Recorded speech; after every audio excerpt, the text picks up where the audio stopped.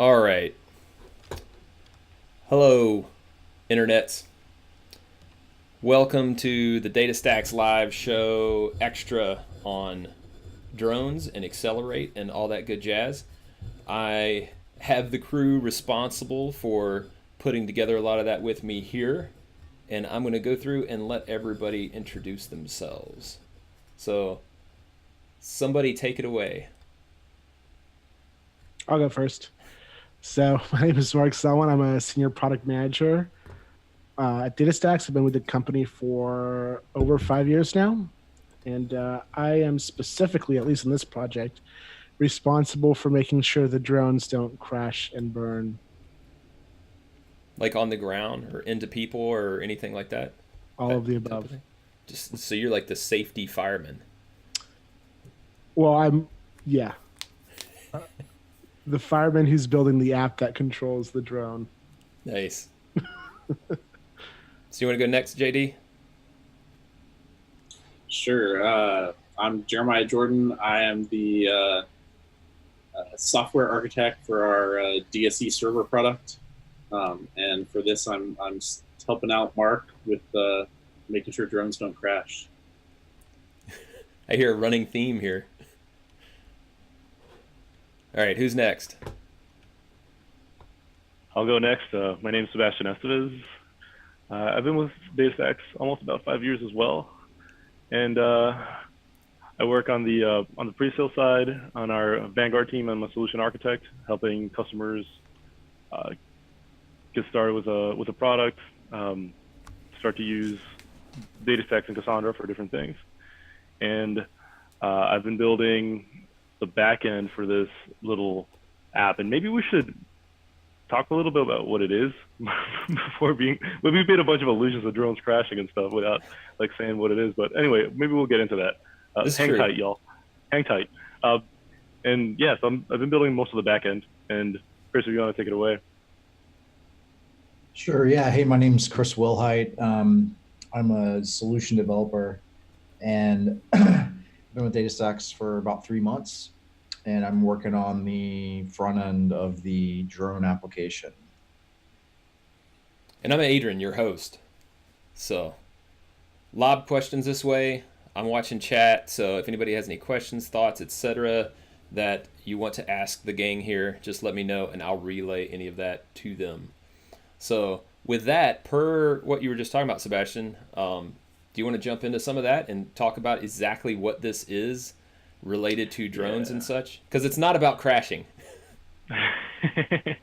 Well, there's going to be some crashing for sure. But yeah, so I'd love to. I think so. We've been doing Cassandra summits for a bunch of years, and it's been a few years since we did the last one, right, in 2016. And those things are a lot of fun because we get lots and lots of Cassandra users get together, talk about how they're building awesome things with the product, and we have a kind of meet the experts booth in the exhibit hall where we usually kind of hang out and have conversations with folks about problems that they're having or questions that they may have, and usually we like to have a demo there, right? And so for the last couple of summits, I built a demo, and this time around, uh, Kat on our team, who some of you folks may know, uh, convinced basically DataStax and got it through legal and all this stuff that the way that the way that we should do a demo this year is to buy a bunch of drones and allow the attendees of the conference to basically pilot them around the exhibit hall, right? And Very so cool. so we've got a little app that takes in telematics from the drones. That's what we're in the process of building, and we've got a sweet UI that Chris has put together and is working on that will kind of show some of that data in real time, and we have some graph aspects related to the folks running the races, the drones, based on some of the like basic information about the person that we have through the conference. Um, yeah, that's what we're doing. That's the high level. Cool. So I just showed the webpage, which we'll throw in chat in just a second, for DataStax Accelerate. Also, thanks for the follow just now. Appreciate that. A lot more details out there on the website related to the conference, not just the drones, but all the different tracks that you can get signed up for, Bootcamp, which is unfortunately sold out already. But lots of other events coming up, so check it out. And we have one. So everybody, just know that you are loved. The audience says that they love you. All right, cool. So who wants to dive into some of this stuff and show us what you got? Yeah, maybe we should start with like a little bit of some of the tooling and the choices that we made on the back end. I want to start with that because there was a question this morning on the late last night, I should say. It was like past midnight, so I guess I could say this morning, at least it's Eastern, depending on where this person is. There was a question on the Cassandra mailing list about whether or not it was possible to build a Java native image using GraalVM that could talk to Cassandra. Yeah. Right? So some of you folks may be aware of what GraalVM is. Some of you may not. Here, I'll share my screen too, and we'll pull some websites up. That might be a good way to start this. Where's the share screen button? Let's see. So if I type this in, right? So GraalVM is this pretty sweet innovation that's going on inside of Java that, interestingly, it seems to be doing a couple of things. One of the things it does is it lets you do kind of polyglot programming inside of Java. So like you can compile JavaScript or Python or other languages and run them in the JVM and take advantage of all the awesome optimizations that are there in the engine. Mm-hmm. The other thing that it does is it allows you to compile your Java program in a way that no longer depends on you having a specific JRE running on the machine that you're running it on, right? So that's what native program kind of means in this context. Yeah. And that stuff is really cool for, well, if you think about just the size of the JRE, and say you're putting something in a Docker container, mm-hmm. try to keep those lightweight, so that for lots of reasons, right? Just so you don't have to wait around when you play with Docker, stuff like that. Right. And so like this is a way of basically slimming down some of that weight, some of that basically footprint of the JVM itself. So if you're not using all the features in Java, mm-hmm. then you don't need to lug around the whole thing, and you don't need to enforce that your users have already downloaded the right version of Java to do stuff, right? Yeah. So there's a bunch of benefits of doing that native image. And yeah, actually it's kind of a parallel effort in the Java world right now around actually like since Java 9 and stuff, where they're doing kind of similar native image capabilities just in JDK outside of GraalVM, right? So it's kind of like a competing effort, if you will, using JLink and kind of depending on the new Java packaging technologies. I don't know if JD, you want to add something to that, or if I'm getting it mostly right. But it's like pretty interesting stuff that's happening in the space. It's basically the language evolving to fulfill some of the needs around modern kind of microservice and containerized deployments, right? And it's Java trying to be appealing and compete with some of those things that folks are using Golang for. Mm-hmm. Yeah. So when we were going to build this little, application, we wanted to look at Java backend things, and one of the things that we stumbled on and that I've been looking at for a while and I've been wanting to build a project on this for a while is Quarkus, right?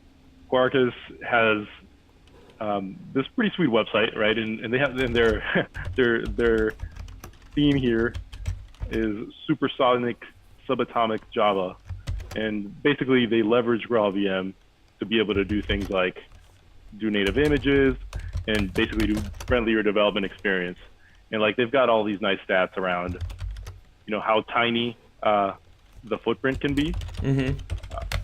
And also how performant, right? The other kind of cool thing is that it doesn't take a long time to start, right? So ramping up the JDK when you start a Java app, it takes time to actually get going, right? And the other, here's another advantage of doing the native image. It starts in, what is that?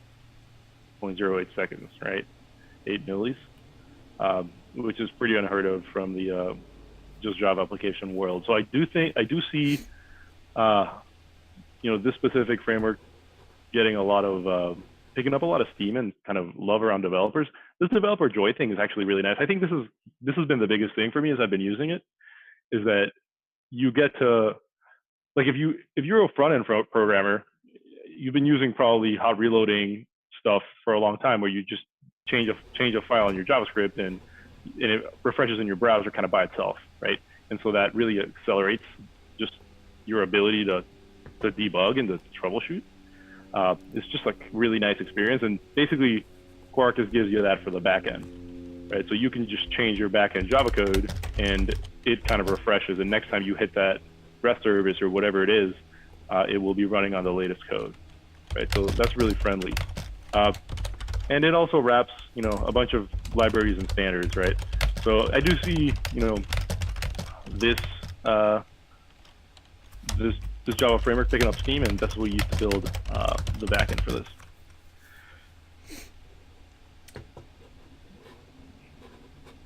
Yeah, like, should we look at the code? What do you guys think? Maybe that's a good place to I think start. that's a grand idea. We can look at the code for this, and actually maybe what I'll do after is, like, there's a really easy way to. They have pretty nice guides here. So, like, if you click Get Started, and you say create your first application, one of the things I want to point out is if you run this archetype, which is just a quick Maven way to get a sample project going, it's going to create your POM for you and this sample class. And this is really literally all that you need to have a functioning web service, like functioning microservice, right? Like, this code that you see on the screen is it. That's all the boilerplate. And that's, much less boilerplate and kind of work and messing around with lots of files than most frameworks. So that's something else that I also like about it. The actual one that we're using for this project, so this is the equivalent file. It's called Sebulba resource. By the way, Sebulba is this guy. If you guys remember, this guy, right, from Star Wars. That's pretty awesome. As the name of the project, because we're doing drone racing and he's pretty fast. So. Good call. Good call. Yeah. So so this is the main, like, that main file, right? Where all you do is you register the path for your REST service, and there's a lot of it's annotation based. So basically, I'm telling it here, I've got a path parameter under setup, and that's going to be the racer's name. And you can see me building a prepared statement or leveraging an existing prepared statement, right? So I've got a helper class that keeps track of all my statements, and I've got a helper class that keeps track of my DSE session, right? And that's really all you need to be able to interact with the database from this app. So literally, a very simple web service could be just this, plus the setup stuff. And so you can see here, like, the DSE session is going to be shared across requests. The prepared statements class is going to be shared across requests as well. And in this case, some of the things I've implemented are, so actually, maybe I'll hand it over. Chris, if you want to do the tour, or maybe I can share my screen and you can talk through the UI too. That works as well, whatever you want. These endpoints basically support the flow of what will happen when you walk up to the drone thing and decide that you want to race, right? Sure. I mean, yeah. Why don't, since you have your screen sharing, you can just show it. Yeah, man. If you've got it going. Yeah, I do. By the way, I love this little steampunk SVG. Yeah, Very nice touch. That's actually, I got that. It's a Creative Commons icon, and I didn't get the author, but credited the website. But yeah, I thought we it should. thought it was a That's good. Cool. Maybe we'll tweet at him later. Yeah.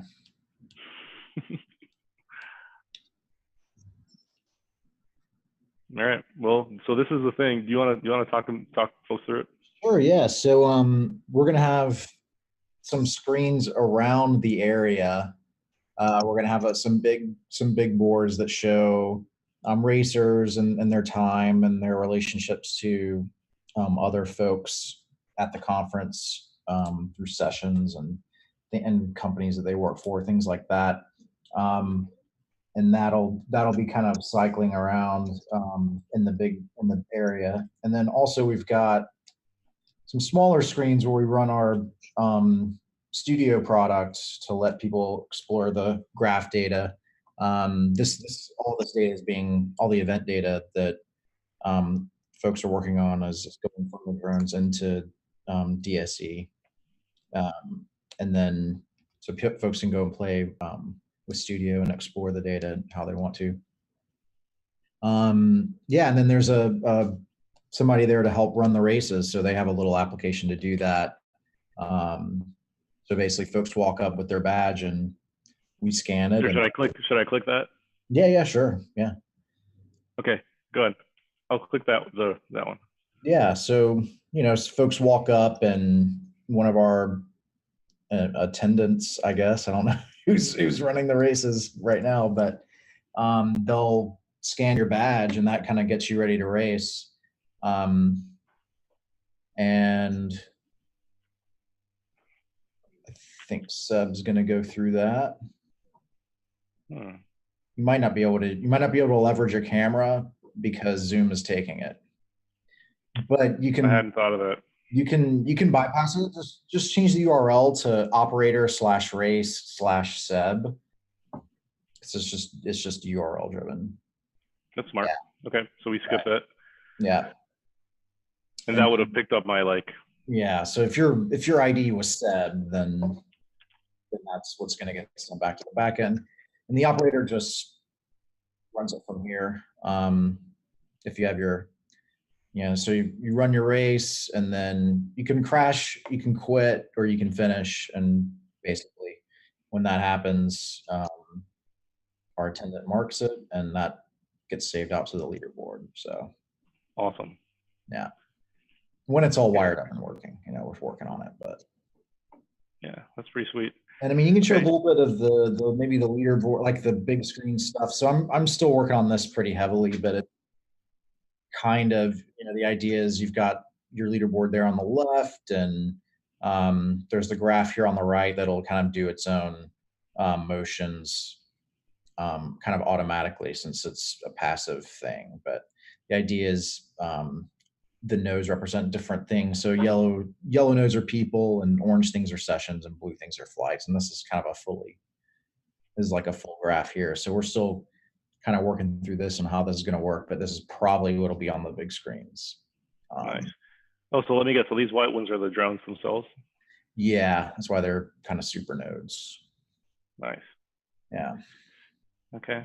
And this is all built in React, just create React app, nothing too fancy. The graphing framework is called Cytoscape, which is pretty good. They have some good layout options. And Cytoscape JS. I think they have a backend too. I think that's kind of nice. Yeah. I think I know one company using these guys for graph visualization. They like it.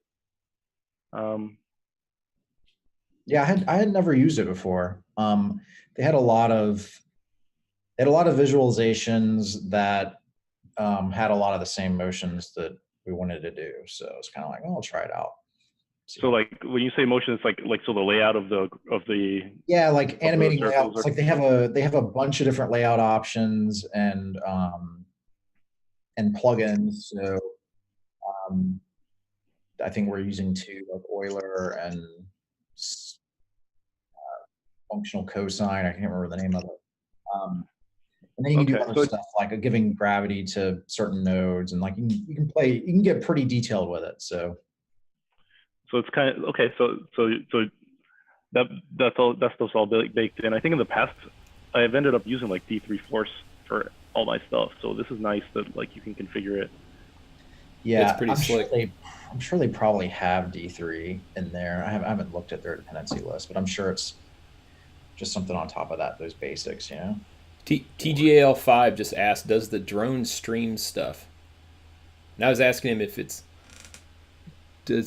Yeah, Like the video that's camera, or great. what? How does it work? How does that Yeah, part That's a work? good question. I'll show you when we move to the Python code. I'll show Cool. you guys how that works. Look at that. I got some Yeah. Python code. Can y'all imagine that? So there's a little bit of looking forward to do to, when Mark takes over here. The short answer is we're getting data about the flight, and we're getting potentially video. I don't know about that. Yeah, whether we do video or not from the stuff being flown depends on how much we think the video is affecting responsiveness of controls. That's still Yeah, something that makes to sense. figure out. Yeah, right on. Okay, so I can like click on one of these guys and it gets centered, right? Yeah, you should right now. I mean, right now it's kind of that's the idea is Yeah, that's cycle pretty through cool. random people in the leaderboard, show their neighborhood, show information about their neighborhood, etc. Now, that'll replay every 10 or 15 seconds. So to give folks something to look at. Okay, So yeah, that's still being worked on, but should have it wrapped up here soon. nice, cool. All right, well, I can show on the back end, like the back end side of what we're expecting from. Oh, by the way, so you can see here, this is Quark is running, and I'm getting some errors, right, about invalid values for some things, right? And so I think that may be why. So these are things that we have to figure out about the integration between the front end and the back end. Okay, so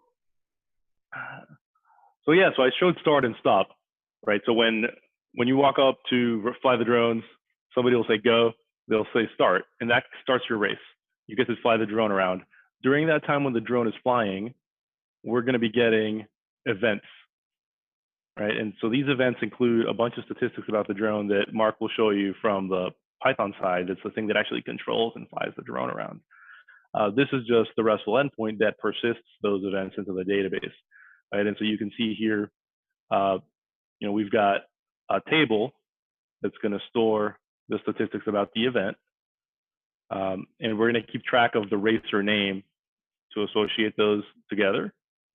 And when that person either completes or crashes their race, then we actually create a summary race event that includes the amount of time, the duration of the flight, and a start and an end time and things like that. I think something that I might want to do later on, right? Maybe at the end of this thing, if we have time, is I've been thinking about taking things like the average velocity, right, across the events for that race. Maybe we can use user-defined aggregations in Cassandra to go get the average speed for that last bunch of events, and we can persist that as part of the race event, right? And so that way we'd have more information about the race that we could go plop up in Chris's graph or whatever. That'd be pretty cool.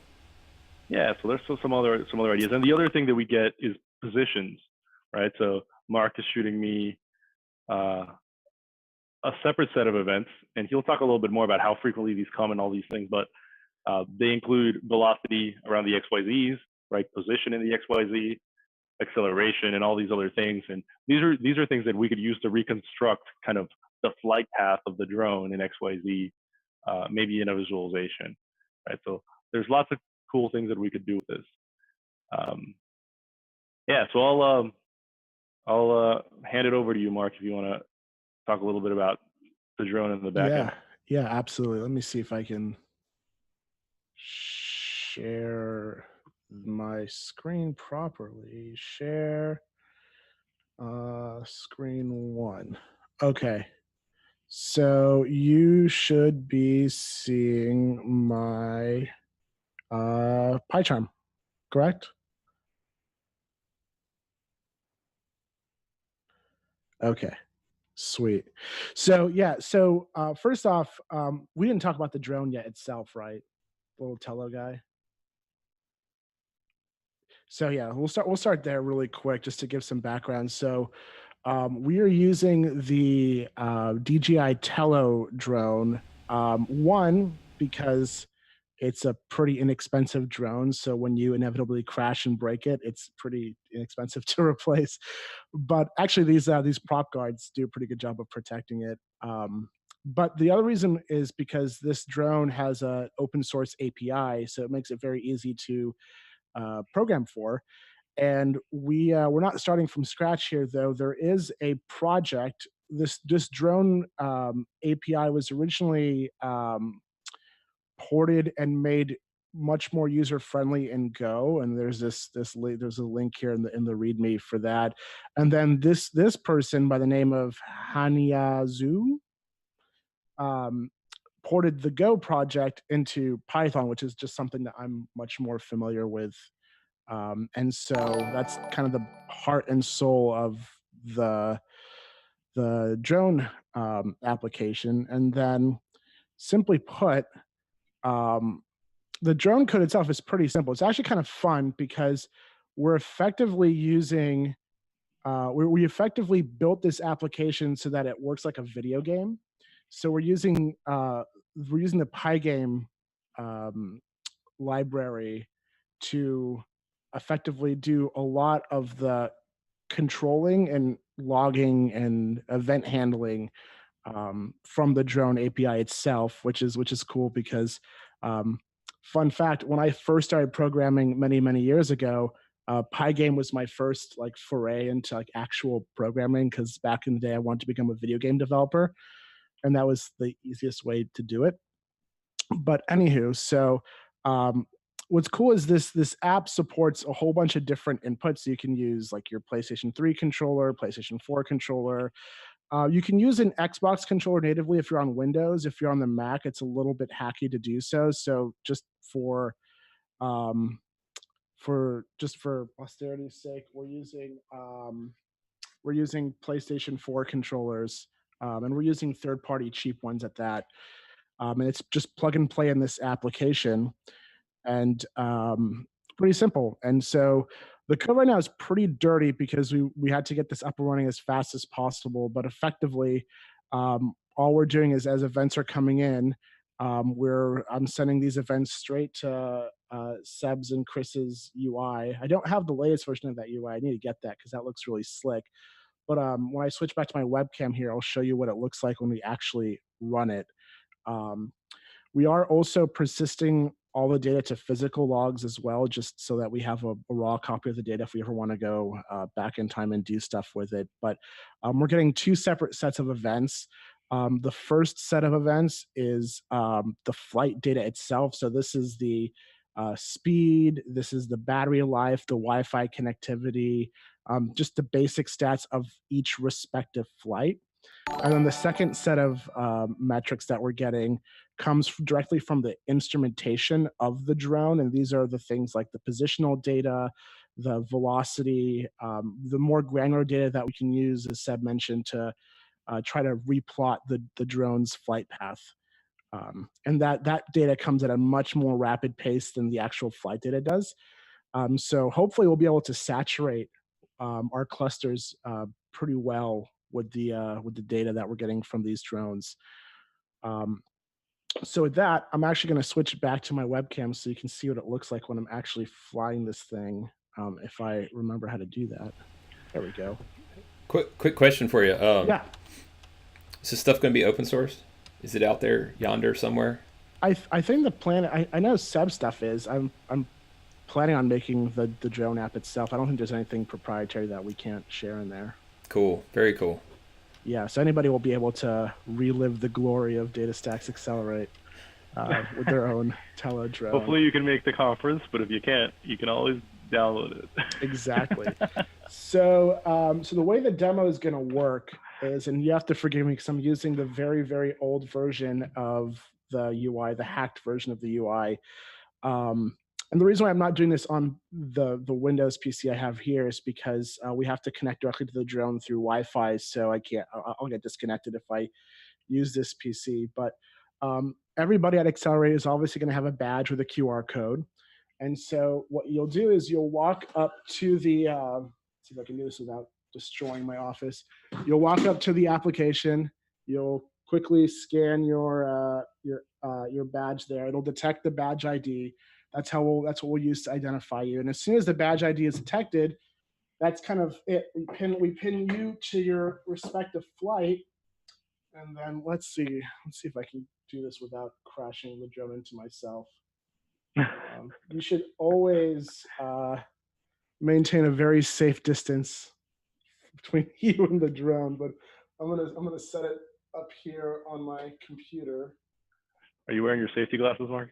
I certainly am. Safety first. Maybe I should get a helmet too. All right, and so I'm gonna run the app. Those headphones will help a little bit. I hope so. Yeah. All right. So the app is Especially running. the We're connected to the drone, and I'll show you really quick. Actually, it takes a few seconds because it needs to get all the data from the camera. But you can see right now. I don't know if you can see this, that we're actually streaming, and it's got all the telemetry data on the screen and whatnot. And we can use this to send it to whichever place you want to send it to. And Mark, you need to turn your camera if you want us to see the drone. Yeah. Oh no, I'm gonna fly it to the camera. Don't worry. Okay. So to simply take off, you press this guy. Did I disconnect my controller? There we go.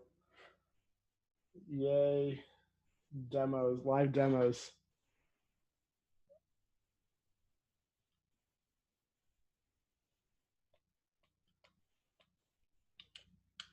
Oh, there we go. I was pressing the wrong button. It was the other button. The magic button, always truth. the button. I heard some buzzing, but I think it's being canceled now by the very high quality sound canceling. Whoa. I just crashed it. Oh boy, that's the fun of this thing. Okay, let's try it here. Let's see if I can do this without hurting myself. All right.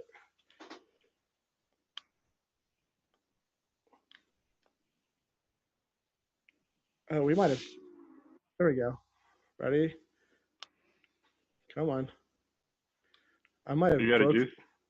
No, it actually has a sensor, Mark. If it's not on a perfectly flat surface, it won't start. Oh, is that what it is? Okay, Yeah. let's try from my desk here. It's trying to be smart and not hurt you.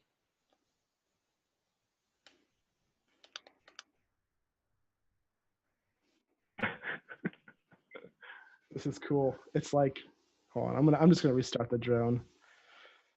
What's cool is the code is set up so that even if like this stuff goes wrong, if you just simply restart the drone, it automatically reconnects to the app, and you can like keep flying. And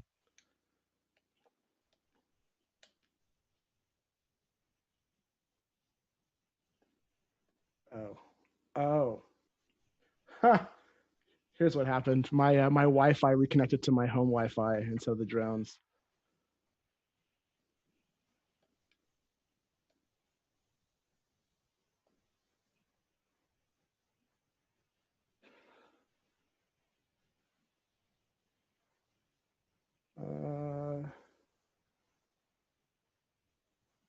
Let's see.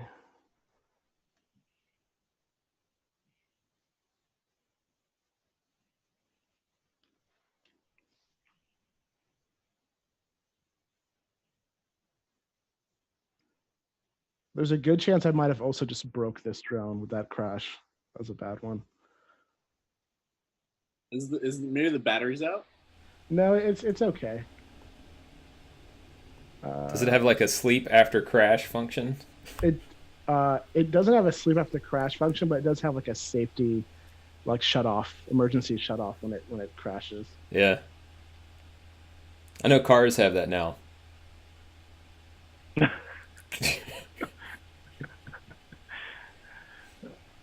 do this. For the record, guys, we aren't gonna unleash these drones all over the conference floor. No. With no guardrails. The legal did require that we buy some. Whoa. Oh, there we go. Oh, I heard that. That was like a super honeybee. Yeah. Is it still going? Is Zoom just canceling it out? I think it moved. Did it move away? It's flying into my monitor right now. Mark, There you're you not going to be very good at this race.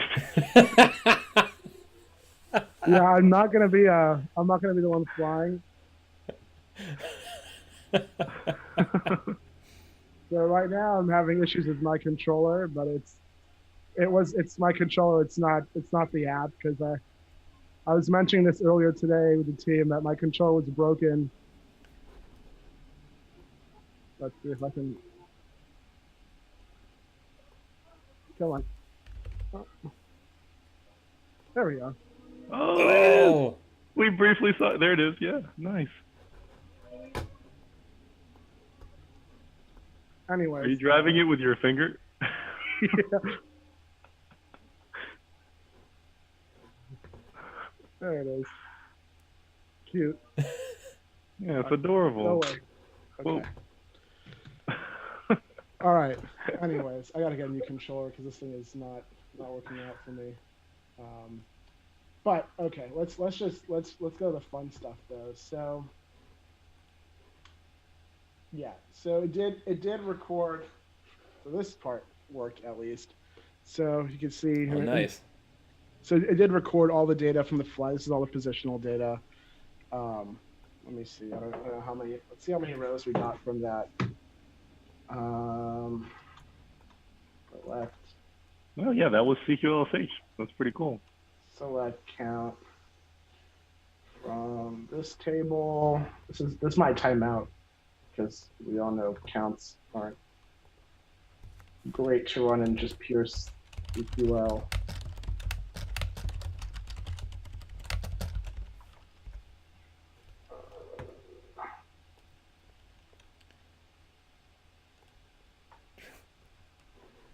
Okay, so that time we wrote for all that crashing and shenanigans we were doing, we wrote 12,000 events in that one table, and then we can check the other table too.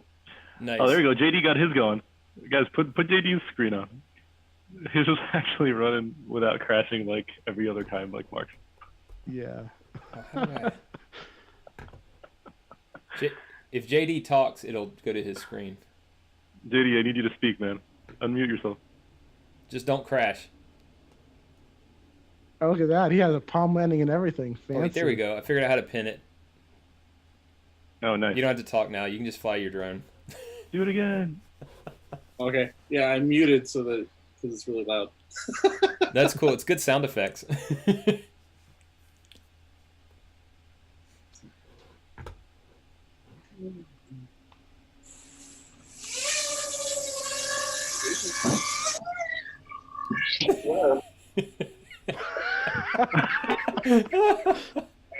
Gone crazy. Is it stuck up there? It's pinned to the ceiling? Oh, there it comes down. There you go. For some reason it decided it wanted to just go up. Nothing up. Oh, this is sweet. Oh man, the shenanigans we're gonna get into. So good. So good. It's a good thing it didn't crash your sailboats. All right, I restarted my control. I'm gonna try to see if I can get this thing to behave again. So that controller is nice. like an extra controller that you can buy, right, Mark?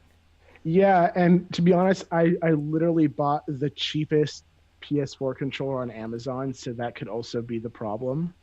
So I'm actually gonna go try it. I'm gonna go to Best Buy today and get like a real PS4 controller and see if it gives me any better luck. There you Yeah, go. so I was actually controlling it right there. They have an iOS app that will connect to it. Control Oh, it. sweet. All right. Thanks for the follow, Ronellis. Welcome to the beginning of drone races.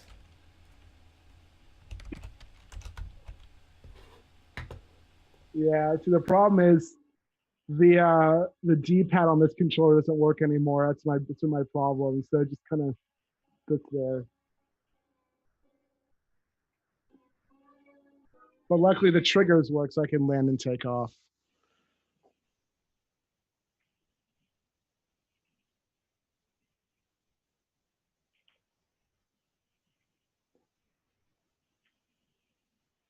I mean, I guess you need to be able to do something once you take off, though.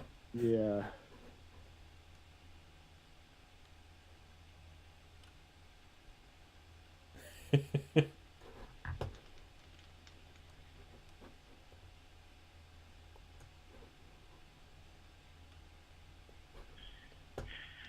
All right.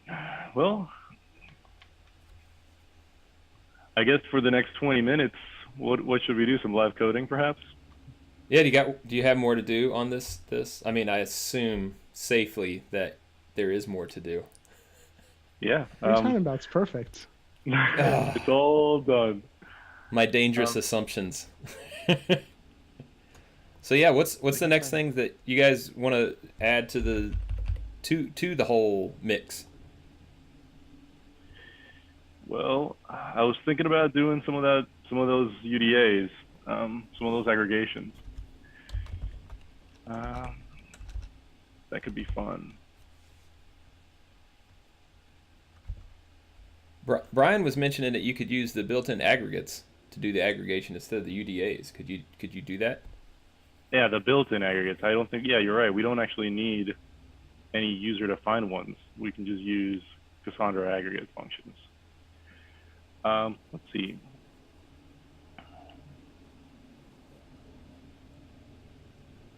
Yeah, that was just me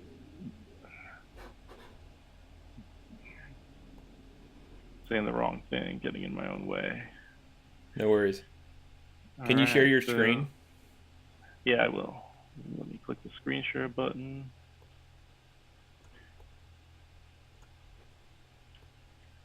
Yeah, so I can maybe show you guys, where'd my web browser go? Here. Okay, the other thing that is cool about Quarkus is that it's got all these cool extensions, right? And one of them is Swagger UI. You guys have probably interacted with this already, maybe. The standard that these guys do is being kind of turned into something called Open API. It's like a kind of REST definition standard. Is pretty nice. If I go and write some RESTful web service stuff, I can come and interact with it here in the web browser, and this is just kind of an easy way to test development and stuff, right? And to add this, right, to generate it, all you have to do is just include that extension, right? So I was showing you guys in the beginning how, you can pick how you can use the Maven quick start stuff, and yeah, and it creates your POM. So like, let's look at our POM that we've created. Our POM, it's got like three things, right? It has REST easy, right? And so that's what's going to give us the ability to do web services. JUnit for testing. I think rest assured is another part of the REST easy part.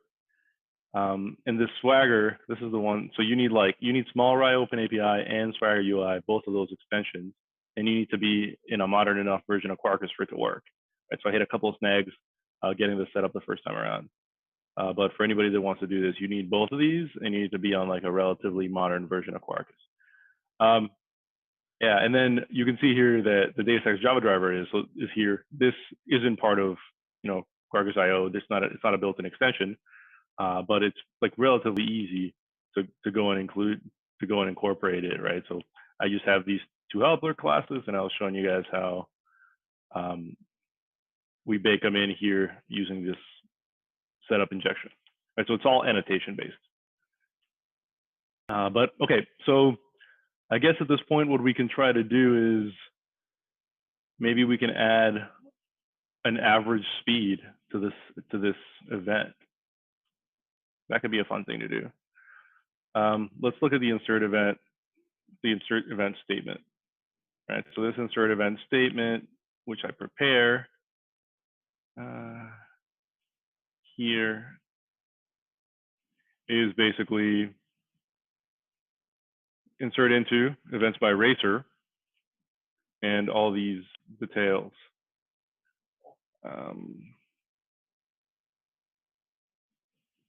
Actually, the races by duration is the one that I'm interested in, right? That's the one that I want to add the average speed for, right? So what we would do is we would go do a read, right? Do a read before write, where we pull all the events for this racer for this race, aggregate their speed, and then use that to insert into the races by duration table, right? And actually here, I've got a schema file that we can use to kind of quickly go over what tables already exist.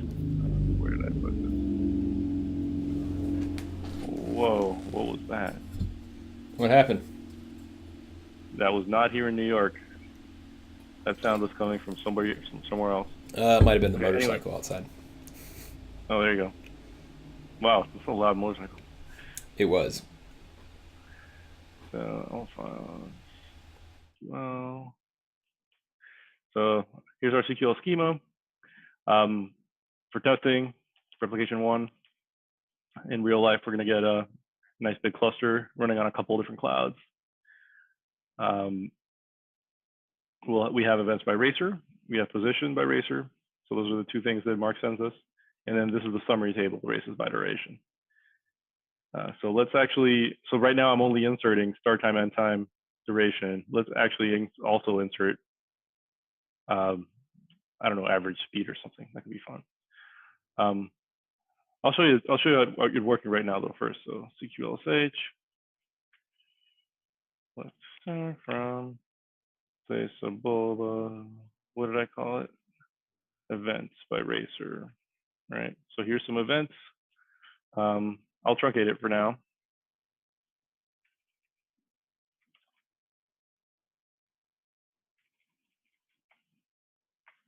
And let's go ahead and add some stuff, right? So first thing, you show up, there's a helper there. Maybe it's one of us, and we will go in and we will scan your badge, right? And what that will do is it will put your name into this endpoint, right? And so what happens, should happen, is insert an event. We're looking at the wrong table. Are we looking at the right cluster? Right table, the right cluster, and the right key space? That's a good point. I don't know. We can throw a breakpoint in here and figure it out. So here's, oh, here we go. This is what's going on right here. We're getting a bunch of errors. Invalid query exception, unset value for start time. Boom. Right, so I'll show you guys. So again, this is our live run compile command, and it keeps running. Mm-hmm. So if we find the bug and we fix it, I won't have to restart this for it to pick it up. So let's see, this is happening in, where are you? DataStax driver.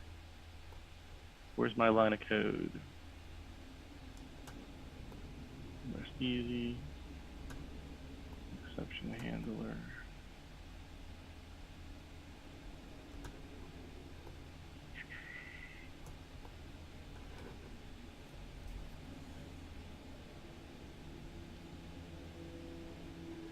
In here. Somewhere in all the goo. Yeah, there's a lot of junk in here, huh? Column start time. So let's see where I have start time in my thing. I just hit the, what endpoint did I hit? The setup endpoint. Yeah. So in my setup endpoint, which is this one, the start time is not here. Let's put a breakpoint in here anyway. So I'm setting up remote debugging, which will pick up this guy, and we'll try it again. Execute. This should hit right here. Let's paste through it. So we've got a racer name called your name, which we agreed on. The event UUID gets created based off the UID library of the driver. We're calling the event type register. You got the name here. This racer name is important because we're session scoping that, right? This isn't session scope like a cookie. It's session scope like basically the duration of the app. So it's like all the different threads will have a central atomic racer name. Then we've got the insert event statement, which, let's see it. Insert event statement is this guy. insert into Cibola events by racer. And it does have a start time, end time, some other things, but we're not specifying any of those, just the ID, the UID, and the type. So that should work. Also, events by racer is just ID start time. Oh, I see. Start time is required as part of the key. There you go. There's our bug. So let's add a start time, which is a long or a big int. No, it's a long. Boop. And now we're going to say start time. And we're going to give it a start time, which we're just going to generate. So here we go. We'll do it like this. Start time. And we'll do start time here. All right, so I just saved this file, right? And I'm going to let it ride here and take my breakpoint off. So if I go back and try again, and my stuff's all set up right, then the magic should be it just worked, right? Check it out, right? No error. I didn't refresh, or rebuild or any of that stuff. And there's my record. It's kind of cool, right? So we just fixed a bug in the back end. We didn't rebuild or anything, but Quark is how reloaded really nice. And now we've got a little event. So that's cool. That's pretty slick. Yeah, man. Yeah, it's like the nice hot reload stuff that you used to only get in the front end world, but now we can get it in the back end too, because back end coders are coders too, right? They're people too. This is true. Yeah. There's a tweet in there somewhere. All right, so that's the race. Start. Now I'm going to start the race. We're going to try that. This is going to get clicked basically around the time you're allowed to start flying your drone. Right, I executed that, and so now there's another event in here. Now we've got a register event and a start event. Okay, and then there's going to be a whole bunch of in the middle events, which we can try out. See if those work. These ones, there's some quirkiness here. Actually, notice that it failed, right? And it's talking about some errors around, start time again. Maybe there's another bug there with start time. There is another thing that happens here that has been bugging me, which is, notice all these are in lowercase in the Quarkus example, but in the actual event API, I've got JSON property to specify these actually need to be in uppercase, right? Because Mark's program likes uppercase. And I would have liked Swagger to be smart enough to realize that these actually need to be in uppercase given the annotation, but it's not. Right? So for this one to actually work, you have to come in here and say alt fat can. So there's no way to force that? Not that I know of. I don't know of a way to tell Swagger that these should be in uppercase. Like it really should know based on these annotations, and it doesn't. So I don't know. I think that's a bug. Maybe we need to file a bug with the folks that did the Swagger Quarkus integration. Maybe submit a PR for them. I haven't dived deep in there. I bet a lot of people just aren't using the JSON property override. Yeah. I wonder too if they're just being case independent. Oh, well, no, I think it actually fails. So let's fix this bug. Let's fix this bug and then see if we hit the error message, because I remember seeing that it was actually failing, but maybe I'm wrong. So let's double check it. So again, start time is missing for an event.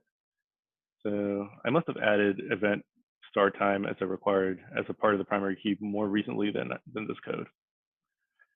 Where were we? Resource. So this is in the event code, right? What did I call this endpoint? event.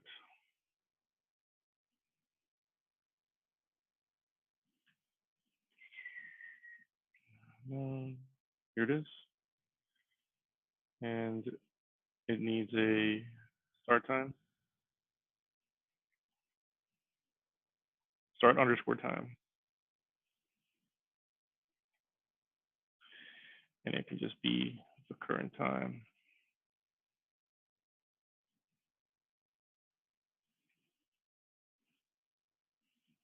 So now if we try this again.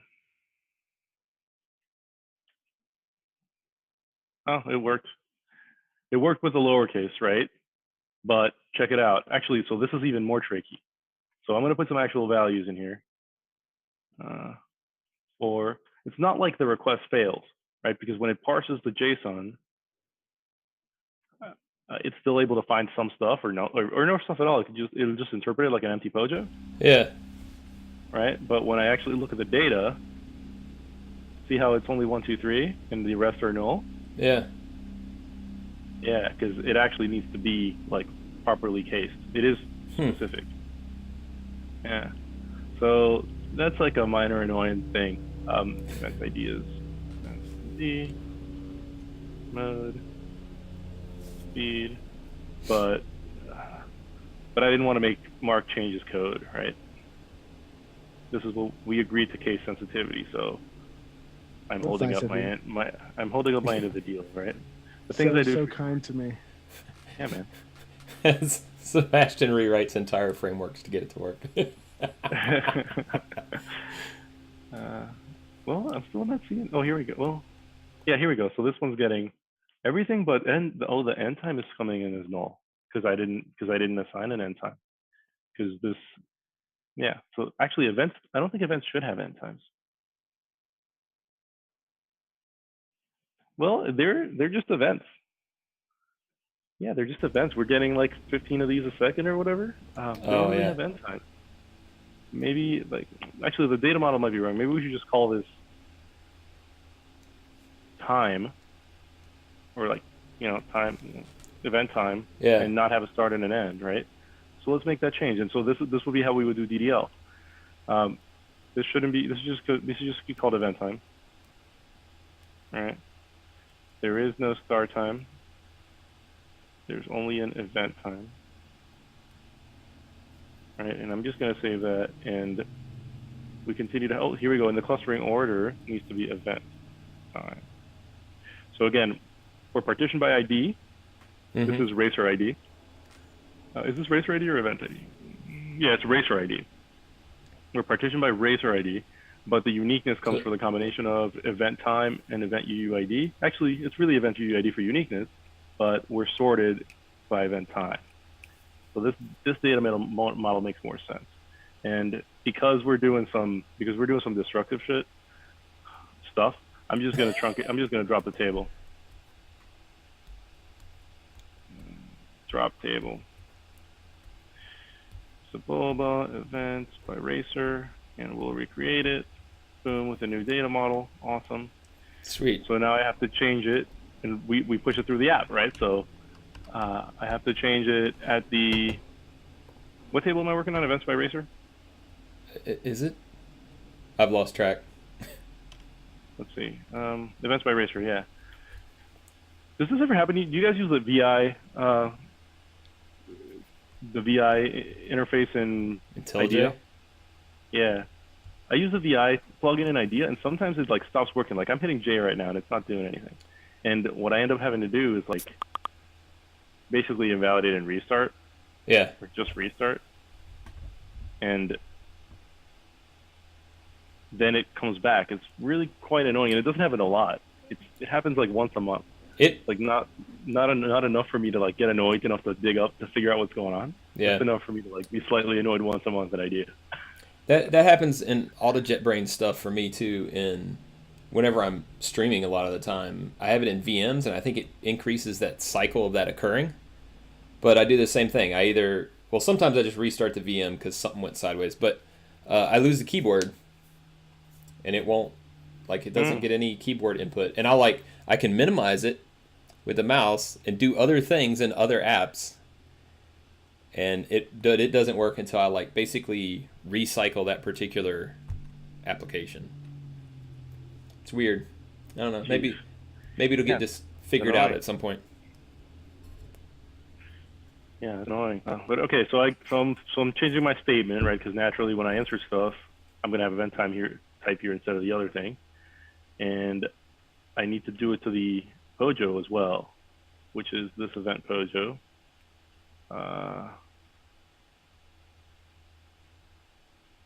here we go. Actually, it never had it, so that was another bug. So it needs to have an event. Oh, you know what? It doesn't, because Mark's not sending me an event time. I'm generating it at the app, so that's why the Pojo doesn't need it. That's not a bug. And then back in the resource, and then back in the resource, this is where I need to change it. So we no longer have a start time. We have an event time, and that's it. And I'm generating it right there. Cool. Okay, so if I go back, right, like all this stuff, all those changes in Java got automatically picked up. This is an empty table again, so I'm going to start my process. I will set up Adrian, right? And I've got no Adrian event, so was there an error? Yes, there was. What did we do wrong here? You put in Adrian. I guess, right? Invalid, unmatched column names and values. Why is that wrong? I don't know. So let's go back and remote debug. Same deals we did before. This was for register. What did I screw up now? Oh, here we go, because I didn't change it. I don't even have, okay, so the event, the thing that happens is still an event. So that's the problem. I actually want a start time, but only from a certain type of event. I'm kind of going around in circles. Yeah. This Well, I'll tell you what. Be event time. I am going to do this horrible thing and leave everybody watching in suspense. So they'll have to come to Accelerate to see if this works. And on that note, yeah, we'll figure it out by then, folks. Yep. Everybody wave adios to our audience. We hope to see you soon. Thanks Later, for y'all. having me.